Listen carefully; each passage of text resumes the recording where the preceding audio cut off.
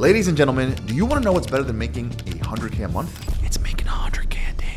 Now, what's crazy is over the last couple of years, not only have I been able to do this numerous times, but more importantly, I was able to do it over and over again for multiple different businesses of mine. Now, after helping over 134 people cross 7 and 8 figures a year, what I found is there's really only a handful of tweaks that stop people from crossing not just 6 figures a year, not just 100K a month, but finally being able to cross that 100K day. Oh, and by the way, stay tuned to the end of this video because I'm going to be covering one little shift that literally anyone can do that at the very least is guaranteed to get you closer to having those 100K days. I genuinely think it's the one thing that has allowed me to do this time and time again. And so with that being said, let's go ahead and dive right in. Okay, so first things first, bear with me because this is going to be a very, very tactical video. This is not going to be one of those, high level videos where I go off and ramble, but I'm not really giving you any information or any sauce here. So first things first, what I want to talk about is what's called an end of month offer, or if you want to put it on steroids, if you want to couple the end of month offer and put it on steroids, you do what's called a live webinar at the end of the month. Now, here's the entire idea around this. So think about the amount of time and money you have spent over the last, who knows how long you've been running this business, and all the leads that you have generated, probably thousands. And if you're a bigger business, tens of thousands of leads that I can guarantee you're not maximizing. There's probably people on your list that opted in 6 months ago that haven't heard from you in the extent that they should. You sent them some emails, some cute little, hey, we have this thing going on, but nothing strong to get them over the edge. That's the first thing. The second thing here is there is absolutely a fact that there is a portion of the market. I can guarantee you this. There's a big portion of the market that's always looking for a deal. These are deal finders. That's just the way it is. Trust me, I've come across this in pretty much every business that I have ran. And that's okay. That's totally fine. What I've noticed is about 10 to 15% of the market is just looking for a deal. They're in the buying pocket. I would actually argue those are sometimes some of the best clients because they're going to just buy whenever you do have something going on. Okay, so first things first, how do we go ahead and take advantage of an end of month offer? So the very first thing you're going to want to do is let your team know because you're about to have probably some of the biggest weeks and the biggest days that you have ever had. I can assure you of this. And so you want to rally up your team. That's the first thing, okay? You want to let them know, hey, we have this big daddy offer coming out end of month. We're going to get an influx of clients. Sales team, get excited because you're about to be back to back. CS, get ready because we're going to have an influx of clients, and whoever's handling fulfillment for whatever business you're in, let them know. And you also want to include them in this experience. Maybe they get a bonus if there's a certain goal that's hit. That's the first thing. Why is it important to have your team all in, bought into this? Well, let me share a quick story. The first time I did an end of month offer that was very, very aggressive, we did triple the amount of the normal daily revenue we would hit. So if on average I was doing 20 or 30K, I wound up doing over 100 grand that day as an example. And I can tell you now, we probably broke every single system, every single operational process we had in place. And so you have to rally up your team and bring them on board, have them aligned with the goal and what you're trying to create here. So that's the very first thing. Cool. Now, once you have your team all gung-ho, ready to go, they're like, Sergio, cool, we're in. What's next? Now you need to come up with what your offer is going to be. And there's a couple different ways that I like doing this. So there's a 50% off. This is just month one of whatever you're offering. This could be increased terms. So for example, if your thing is 90 days, you can make it 6 months. This could be as simple as adding in bonuses that don't really cost you much, but it's easy to deliver on. And they have ideally very, very high perceived value. It's less about what you offer and it's more about the overall perception, the energy that's going on. I've actually ran offers in the past where our end of month offer that was going out wasn't really all that different from what we do on a normal basis. We just threw in a couple of, bells and whistles. And because we positioned it like a really strong offer inside of our marketing, inside of our closer conversations, etc., people went off and bought it. Okay. So that's the first thing, or the second thing. Next, cool. We have the team ready to go. We have the offer that we're going to run. Which, by the way, the offer you're going to run is going to be based off your business. These are all just examples. I'm just giving you examples here. I don't actually know what your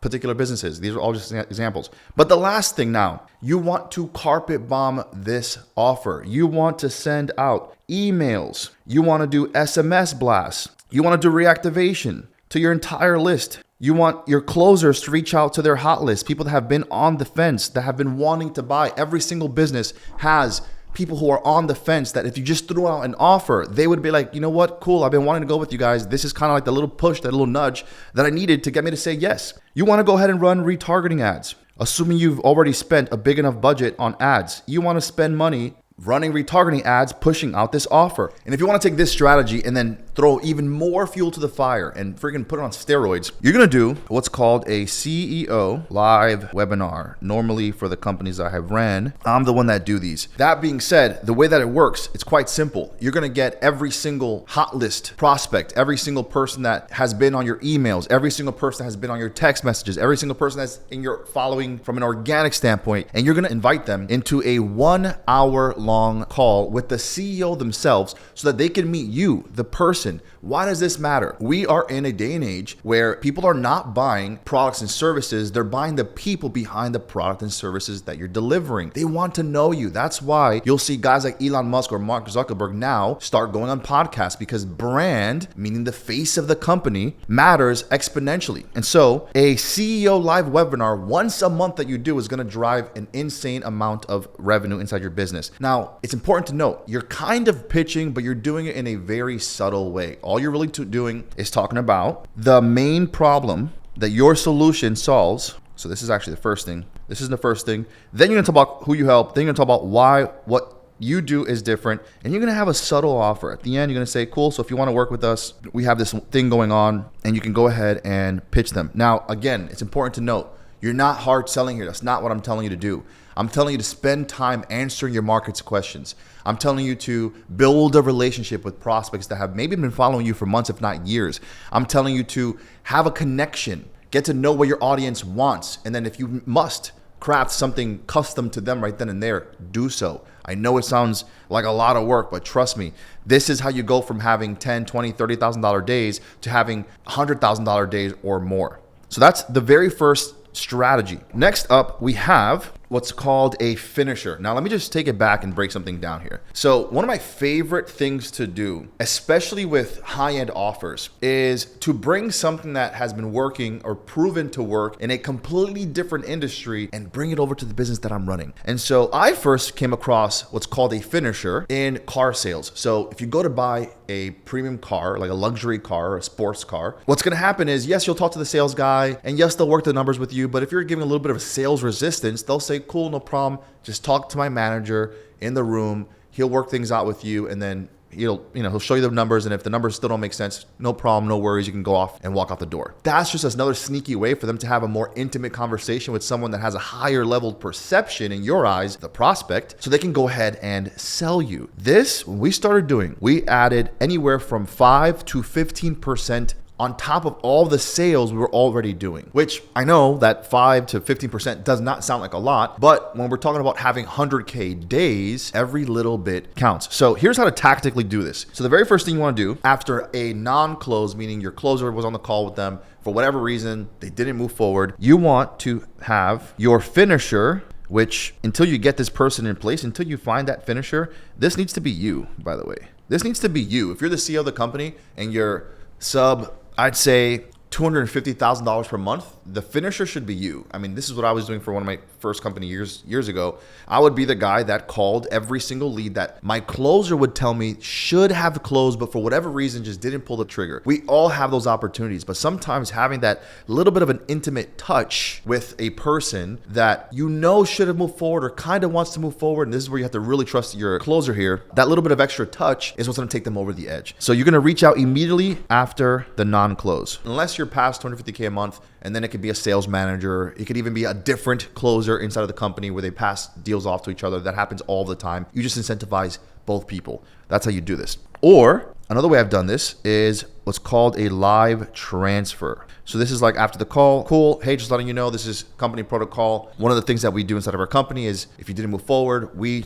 value and respect your feedback. So is it cool if I pass you off to one of my managers, and I'll connect you with one of my managers, and he'll just do a quick little 5-minute review just to make sure that you got all your questions answered and you were 100% taken care of. Now, what's important for you to note is this live transfer, you want it to be framed as you're speaking to either a manager, a finance director, or it could even be a head of customer support. Now, it's important to note, all the closer is doing is passing this prospect off to either what's framed as a manager or a finance director or even a customer support person again, to get feedback. Now, of course, you should get feedback, but this is also an opportunity to turn a non-sale into a sale, because oftentimes people either need to hear just a different voice, or sometimes they want to drop their shoulders, they remove the pressure of feeling like they're being sold to. And because this is a support person, they're going to be a little bit more open, and you could maybe find out what's the real objection, and that person can actually wind up closing, and next thing you know, you have an amazing dream client, right? So this works for a myriad of reasons. Obviously, it works because yes, they're hearing a different voice, and obviously it works because this person's framed like an authority, which is why you want the finance director, or you want to call him a manager or whatever. But it also works because it gives the prospect a different touch point inside of your company. And most importantly, above all else,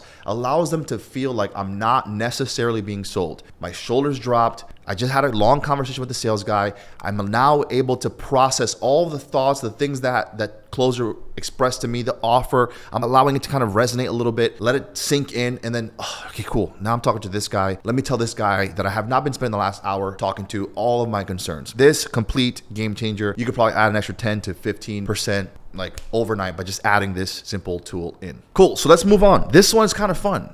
And it comes with a bit of a caveat, all right? So first things first, I want you to know, very, very important, because Sergio's not going to be the guy that give you shiny object syndrome. If you're under 7 figures, you must have, honestly, you must have, it's recommended for you to have just one offer. I don't want you to get distracted. The key to going a set from 0 to 7 figures is having one offer, one audience, ideally one way to get customers, and you can streamline that entire process, and then you can scale from there. Now, that being said, once you have hit 7 figures, you should absolutely add what's called a back end. And this is if possible. Sometimes based off your business model, it just does not allow for it, and that's totally fine. Now, what is a back end? A back end is an upsell.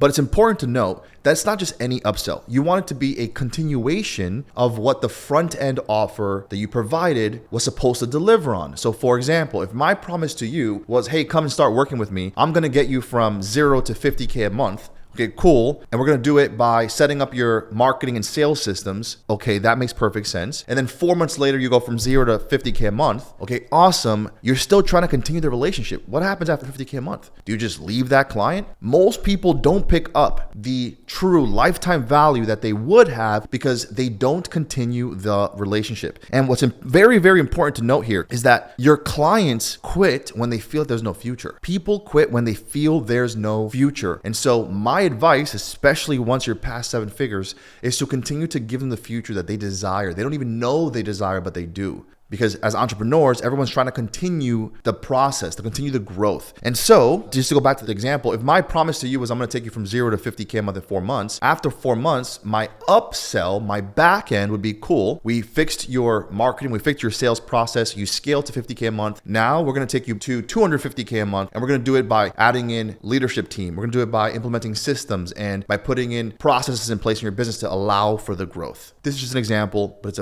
actually quite good example to break down what an upsell is or what a backend is. Now, let me actually go ahead and share a quick story. So for a company that I was running, this is probably 5 or 6 years ago now, we went from about 200K a month pretty consistently to over 750K a month. And we did that in about 2 months, which is insane. To 3x your company in a 2-month period by doing nothing else. I quite literally added in a backend that did nothing else. This shows the power of having a continuity, having an upsell, having a backend. Again, the very important note here that I want you to take home and kind of like allow your mind to resonate with is clients quit when they see no future. What is next? Now, before we move on, couple little comments. So number 1, don't be a scammer. Sounds simple, right? What do I mean by that? Don't just immediately start upselling your clients if your front-end core offer is trash. Unless you're doing some sort of low-ticket product where you're trying to liquidate ad spend, you actually want to deliver on the promise that you had on the front end. Otherwise, the upsell just quite frankly won't work. Or it might work, but now you have a very unhappy customer because you sold them on 2 things that you're not going to deliver on.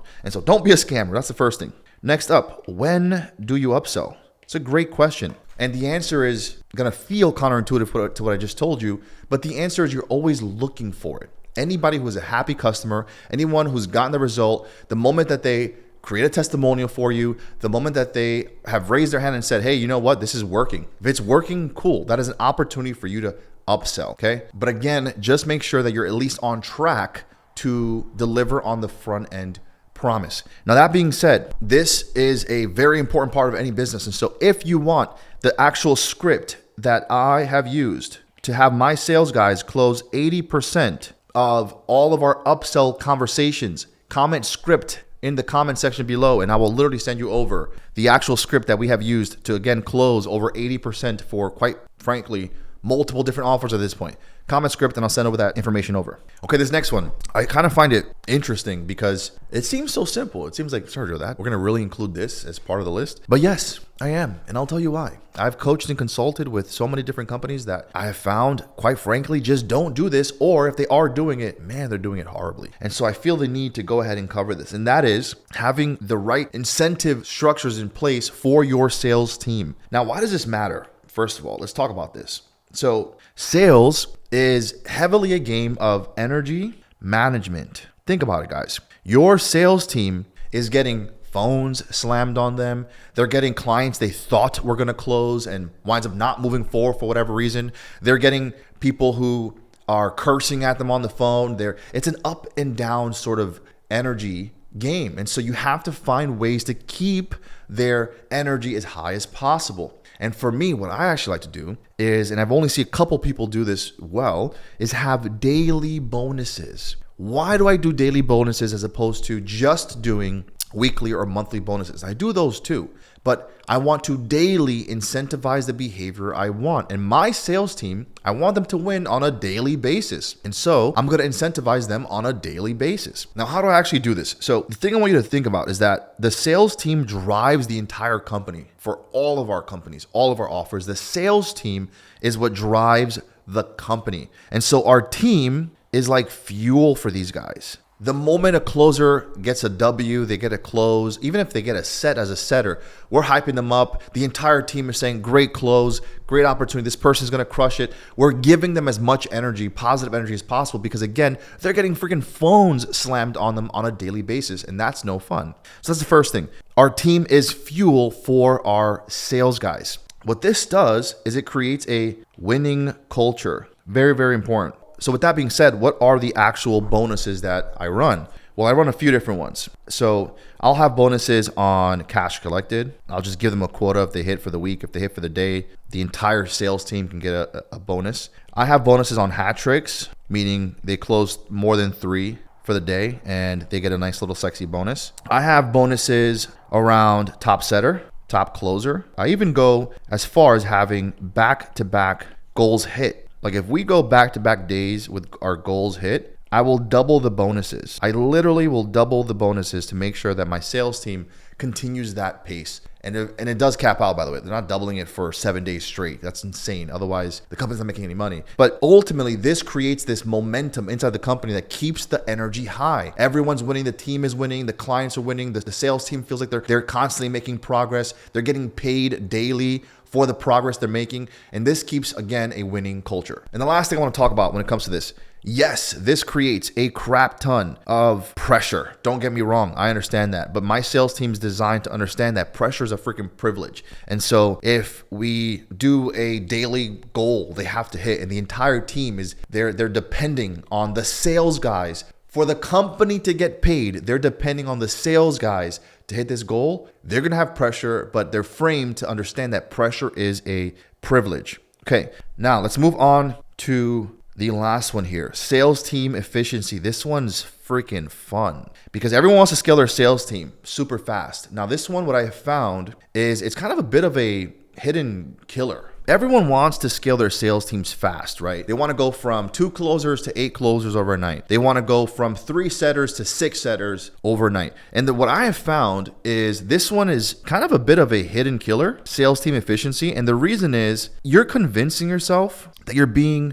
growth minded. You're like, oh, I'm tripling the sales team. Of course. Like, why is that a bad thing to go from 2 to 6 closers? I'm going to crush it. Well, what you don't realize is that when it comes to making money, ultimately, what you have to account for is what's your revenue per call. And what I have found is that it's significantly better to have your top guys maxed out every single day than to have 4 mediocre closers who are halfway full. I could promise you that. Trust me, I have done the math. Now, what does this practically look like? Well, if I am going to add in more closers, I'm going to audit, well, what percentage of my existing closers calendars are already full? If it's only 60, 70% full, well, then there's an extra 30% I can get out of them. And so what am I going to do? I'm going to add in setters. They're going to call the no-shows. They're going to call the cancels. They're going to call people who ghosted. We're going to call back people right as they schedule. A quick little hack. The moment someone schedules a call, not the moment of their appointment, the moment they schedule a call, our setters are reaching out and seeing if they're available for a live transfer to get a top closer on the call right then and there. And quick little bit of a hack here. I have to talk about this one because this one was an absolute game changer when I put this into place. We triple book our best guys. We will triple book our top guys. I know this sounds crazy. Your sales team at first is going to complain. They're going to say this feels inefficient. And the thing is, it is. It is absolutely inefficient. At least it feels that way. But here's the thing I want you to consider, or at least think about. He who has the most revenue per hour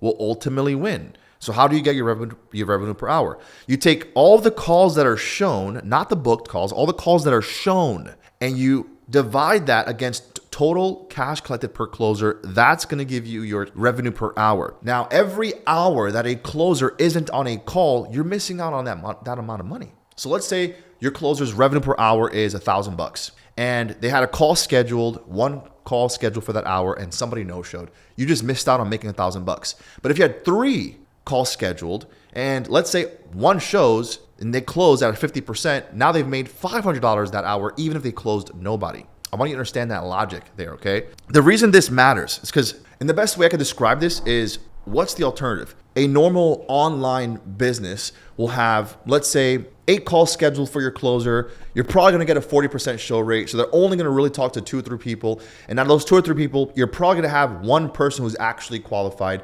And now they're going to close one person every other day, right? But what if instead of having 8 people scheduled that day, they have 15, 16 people scheduled that day, 24 people scheduled that day? I know this sounds crazy, but what if they had even just 16 people scheduled that day? Now they're guaranteed at least one close, because the math for most businesses, and I must express this is very business dependent. If you are in a high-end B2B business that has an 80% show rate, well then this strategy is not for you. You should probably not be doing this. You should stick to single booking. For most offers, most businesses online, where you're going to have a sub 70% show rate, you're going to have quite a high DQ rate, triple booking your closers will at the very least double booking them, will be an absolute game changer for you. Consider the fact that you're probably going to have a 50% show rate. If you have 10 calls scheduled, you really only have 5. And now they have 5 opportunities to close one person. I always say that one deal a day keeps the doctor away. And so triple book your closers and make sure more importantly that you're feeding your top guys. From a sales efficiency standpoint, it's important for you to know not to bring on more closers until your existing top guys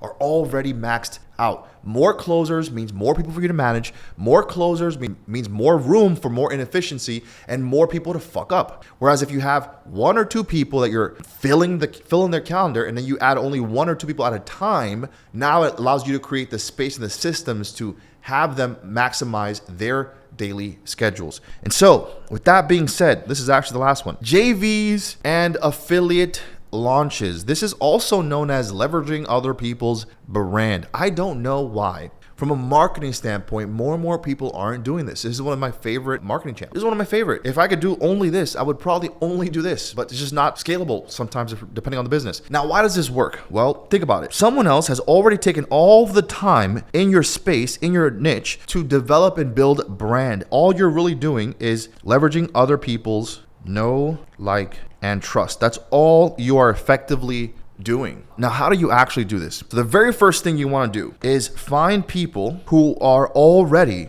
selling to your audience. Find people who are already selling to your audience. Now, you might be wondering, but Sergio, why would they want to partner with me? Well, it's because rule number 2 is you won't be greedy. If your product costs $10,000 as an example, your front end offer, you're going to give them 30 to 50% of the front end sale. If your thing costs $10,000, you're going to give them $3 to $5 grand. And that's okay, because you should be absolutely happy to do so. Your mentality needs to be that you're going to chuck that up as an acquisition cost. I find it fascinating that people would be willing to spend 20% of their front end offer price point on acquiring clients, but they won't spend an extra 10% to give to a JV partner when these conversations are going to be some of the easiest conversations and layup closes for your sales team. Not only that, these people are putting their name, their credibility, their reputation on the line promoting your product. It's a no-brainer. It's an absolute no-brainer. In fact, let me share a quick story. We had, for a different company I was running, we had our ads get shut down by Zucks. And we went about a week and a half without a single appointment coming in for our sales guys outside of some reactivation campaigns, etc. And of course, a hungry sales team is also a pissed off sales team. And so I called my business partner and I said, hey, who are the people that we're normally getting on the phone? And he goes, well, we get a lot of real people who are in real estate on the phone. I said, okay, that's interesting. So our audience, 60% of them are people who are in the real estate space. Why can't we just reach out to someone who's already got realtors, real estate investors, real estate wholesalers, real estate flippers inside of their audience? And why can't we just have them push this offer organically? They already have the brand, they already have the audience, and shit, let's incentivize them. Let's give them 30, 40, 50% of the deal we make on the front end. We will make it back by having upsells and backend like we talked about, right? And we went from having no appointments, no lead flow for a 7, maybe 14-day period to having a record month because we rolled out some JVs. And my sales team was incredibly happy because those calls were already warm. Again, you're leveraging other people's know, like, and trust. And so you absolutely have to do JVs. My only caveat, again, is if you're going to do this, again, don't be greedy. Don't be that guy or girl who refuses to give their JV or affiliates enough of meat on the bone to make it make sense for them, okay? Now, last thing I wanted to talk about here, bit of a bonus tip. All right, I didn't make this an entire thing because although it could have been, but this is a bit of a bonus tip. I want to share a couple of takeaways in having scaled multiple offers now to over 100K days. I have had 2 different companies where I'm the one who wrote the marketing message, I crafted the offer, I built out the sales process, I even put together the product that we were going to offer and sell. And for 2 different companies, and we had the exact same team members, exact same sales guys, exact same marketing people. So it wasn't a function of talent. Everything was exactly the same. It was me crafting the marketing message, the offer, etc. Right? And then we had company A get a radically different result from company B. Now, what does this tell you? It tells you that the business that you choose is as important as anything else. We literally had nothing else change. It wasn't a talent thing. It wasn't a marketing thing. It wasn't a sales thing. It was simply the business that we chose. Now, I want to be clear. Can you make 100K a day in almost any business? I actually fundamentally believe that. In almost literally any business you put in front of me, I could find a way to get to the point where we're making 100K a day in this business. What I have found can be the biggest difference between a successful entrepreneur and an entrepreneur that is failing is oftentimes the business that they choose. That's 80% of the battle. And so I fundamentally believe that a good operator can make almost any business work. That I genuinely believe. However, a bad operator in a great business will often surpass the better operator in a worse business. I genuinely also believe that. Again, a worse operator with a better vehicle, better business, I genuinely believe will surpass a even better operator in a worse business. And so what's the takeaway? Because I'm kind of ranting here and going at this. You want to actually take time to think about the business you're about to build. If you have yet to hit 7 figures inside of your business, I want to ask you a couple questions. Why are you building the business you're building? What's your 8-figure plan? When will you get there? What is your team structure going to be like? Can you envision an upsell? What happens if your marketing channel dies today? Is the business opportunity that you're in is the business vehicle worth it for you? If you think your business is going to cap out at, let's say, 400, 500K a month, is that sexy enough for you? Because if it's not, you're going to lose hope, you're going to lose vision, and then you're going to be that guy or girl that is stuck making just multiple 6 figures a year without the energy and the excitement to continue to push through when shit gets hard, and I promise you it will. And for me, the only difference now, yes, I've leveled up my skill set a bit. Sure, you could say that. And yes, I've gotten more experience, of course. But the thing that excites me the most now is I'm better at picking the businesses I'm going to build. It's strategy. I want to be slower at strategy. I want to take my time nailing that down. And then I want to be aggressive and almost breaking things when it comes to taking action on the things that I have now determined to be the strategy and the daily things that are going to get me to the goals that I'm trying to accomplish. And so before I wrap up in this video, I wanted to give you what I actually look for when it comes to the business I'm choosing. So personally, I either like mass market or very high ticket.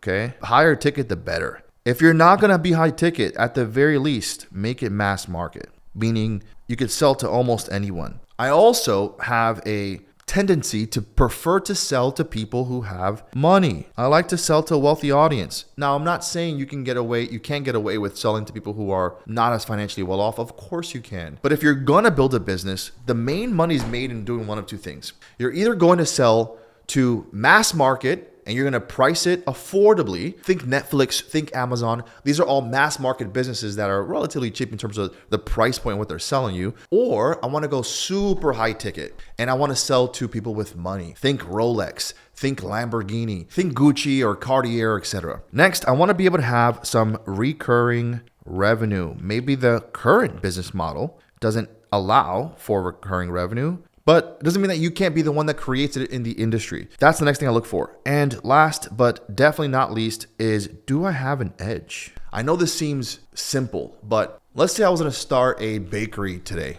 Well, I have absolutely no edge outside of me being good at marketing and being good at sales and people skills. And all. I don't know the industry. I know nothing about baking. And so why would I go off and start that business unless I partner up with someone who has that as a skill set and that is their primary thing, and then cool, now I have developed an edge. But if you were to tell me, hey Sergio, can you start a business that leverages marketing, that leverages sales, that leverages people skills, that right now nobody's doing in the internet marketing space, then I will tell you, hey, I have an edge in that business because it has all the things that I've gotten to the point where I'm great at, where I am world class at, but it also is not penetrated by internet marketers. To me, that's an edge that I would have in that business. Okay, so with that being said, look, I know we talked a lot today about some big stuff, 8 figures and 100K days and all this stuff, but here's what I want to say. You don't actually have to get to the point where you're having 100K days. That's totally up to you. But I will say you should get to the point where you're at the very least having 100K months. Otherwise, why are you even doing this? So with that being said, I'm going to end it there because business sub 100K a month just honestly isn't all that fun. Be sure to like and subscribe. I have more of these videos coming out every single week. I'll see you in the next one.